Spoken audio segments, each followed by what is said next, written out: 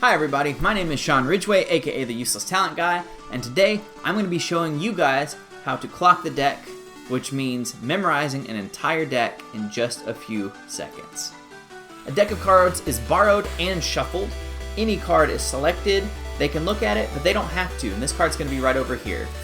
And I want you guys to time me on how fast I can do this. Again, this is not a trick. This is an actual demonstration of skill. Borrowed, shuffled deck, one card, you don't know where it is.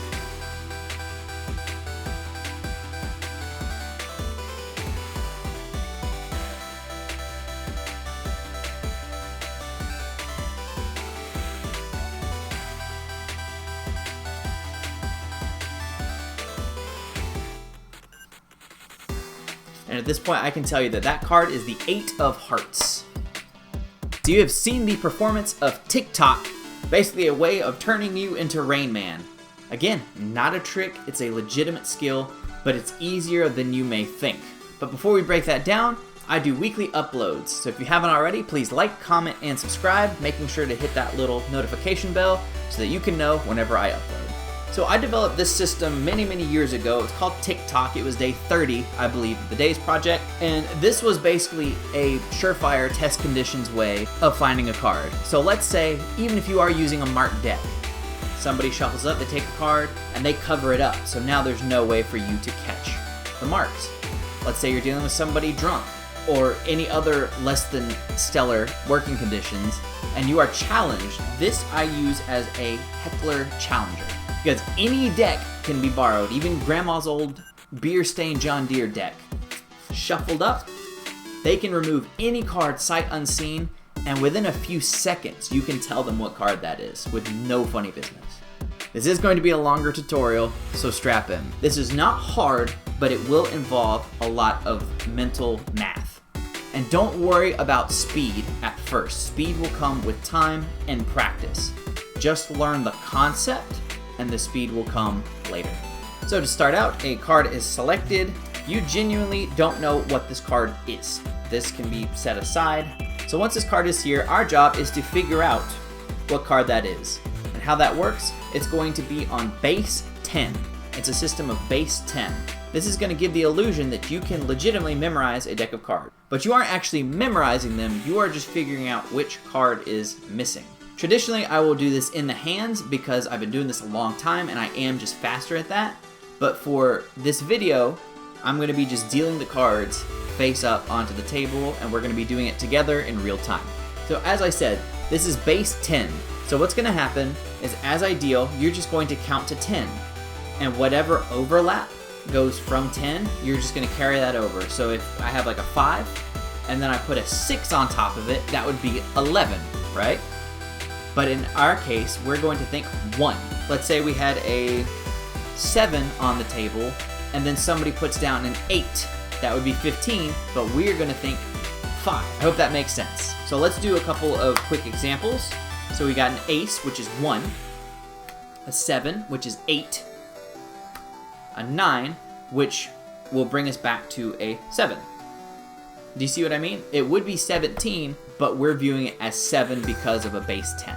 What's also nice about this is once that card is selected, they genuinely can shuffle these as much as they would like, and it does not matter. The only thing you have to make sure of is that all the cards are there. You need all 52.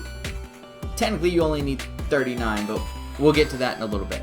Which also begs a really good point. I'm glad this happened.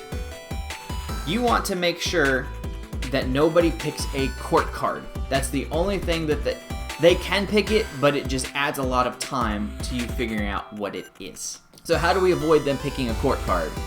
This is a statement that I found that makes absolutely no sense, but if you deliver it confidently, it makes perfect sense. I'm gonna have you choose out a card, but I don't want you to pick like a picture card because that's too obvious, because I could just look through and figure out which picture card is missing. That makes no sense. In actuality, you are eliminating 12 cards. But from their point of view, well, yeah, he's trying to figure out which one is missing, so if I picked the obvious picture card, it'd be easy to just figure out which one was missing from the pack. So So that is how you avoid them picking a court card. But if they do, at the end of this video, I will address how to get around that. So a card is selected. I just want to make sure it's not a court card. So this one is fine. I didn't see what it was, but it wasn't a lot of ink, so I know it's not a picture card. Here we go. Base 10. The very first time you go through this, you are going to get the value. You're going to know what number that card is. The second time you scan through, you're going to be getting the suit because you're figuring out which one of those values is missing, which is also good because that lets you double check your math.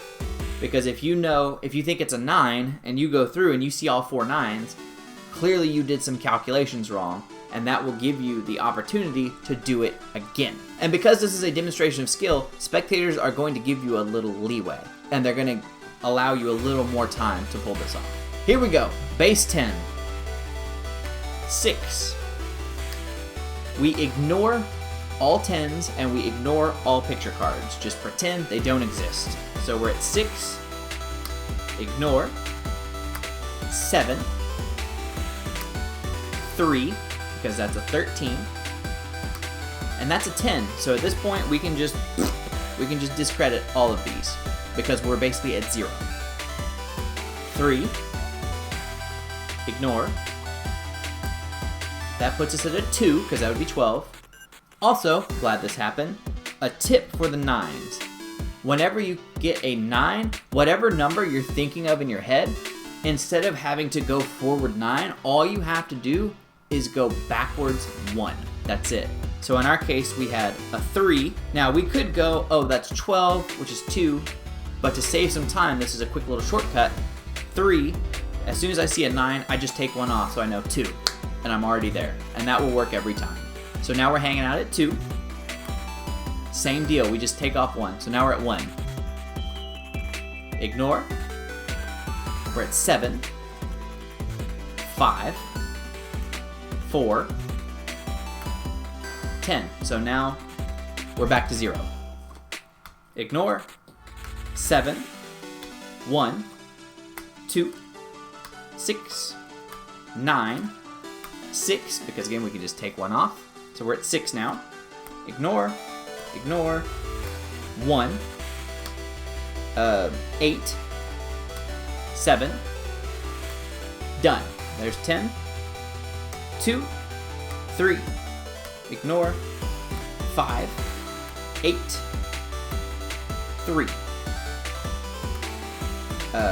1. 5. Ignore. 10. And at this point, we're almost done. Again, this will come fast to you the more you do this. And I encourage all of you to play along with a deck of cards and actually do this mental math in your head. Ignore. Ignore. Ignore. 8. Nothing. Ignore. There's a 2. Ignore. Ignore. 6. 1. Ignore. 9. So now we're at a 9. And at this point you may be thinking to yourself, oh, that card's a 9. It is not. One last bit of arithmetic you have to do. Whatever number you end up with here, you're going to subtract it from 10. So in our case, we're at 9. So if I subtract 9 from that, I know it's 1, which means this card is an ace.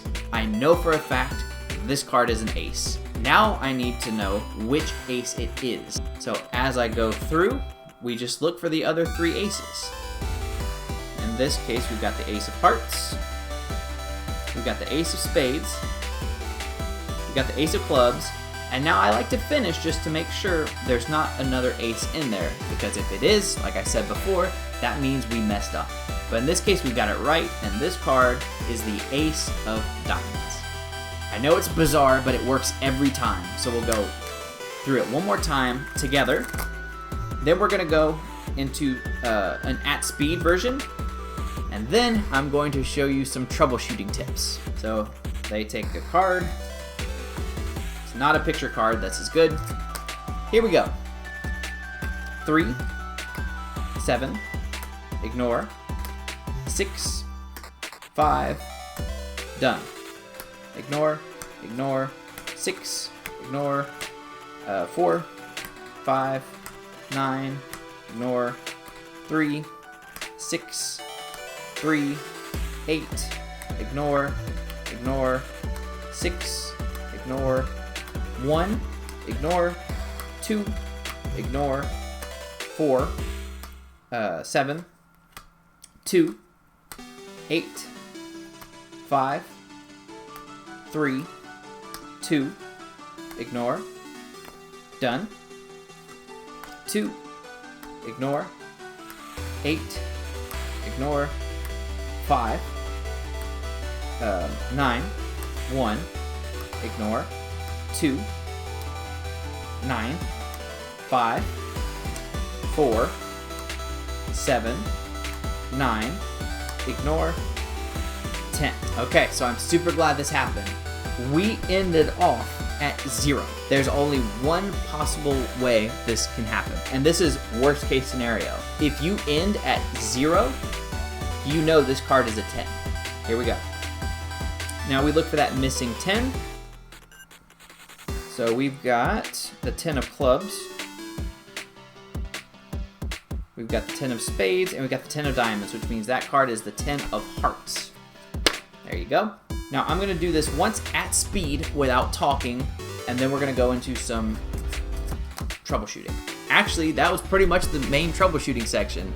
We've already talked about how to avoid getting court cards, but if you do get a court card, you're going to end up with 0, just like the 10s. And like I said, it's just going to take a little bit more time because you're going to have to go through and legitimately figure out which of the court cards is missing.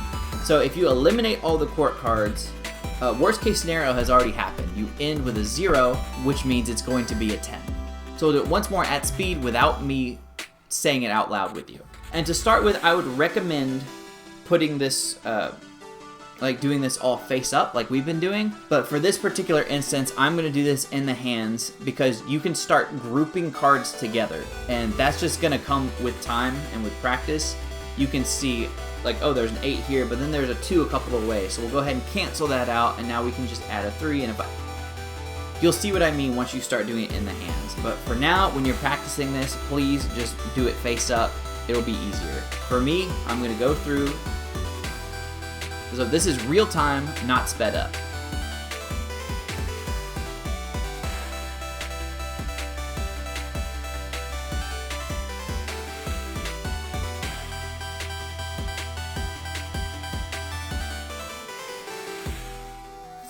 I now know it's a 6 because I ended up with a 4.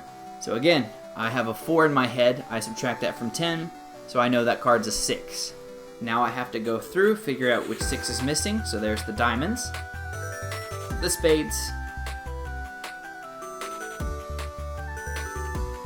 and the hearts. And I don't see a 6 of clubs, so this should be the 6 of clubs. So you can see how fast that is once you put in a little bit of practice. So go ahead, get a deck, start practicing that. It's not as complicated as it sounds once you are actually trying it yourself. So that is how to become a legitimate Rainman in a very short amount of time. I hope you've enjoyed that. That is how to clock the deck. I call it TikTok. And if you enjoyed this, please leave a like, comment, and subscribe if you haven't already. And I will see you guys in the next upload.